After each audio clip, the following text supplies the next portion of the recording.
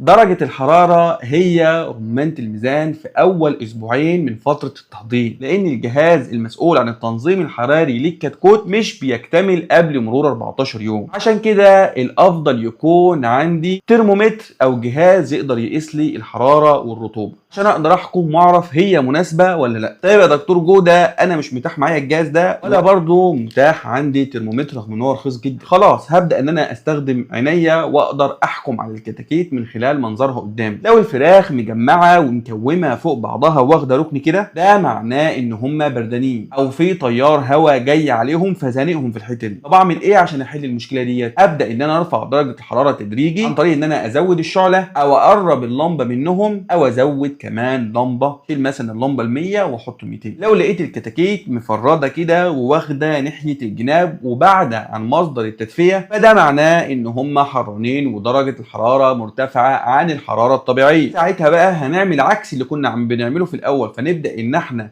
نقلل الشعله بتاعتنا او نرفع مستوى اللمبه او نقلل لمبه من الاثنين، او لو اللمبه 200 نستخدم لمبه 100. عزيزي المربي، الصح والمنظر الطبيعي للكتاكيت ان هم يكونوا مفرودين ومنتشرين في منطقه التحضير، فتلاقي عندك في الغالب تلت الفراخ بياكل والتلت التاني بيشرب والتلت التالت نايم ومريح.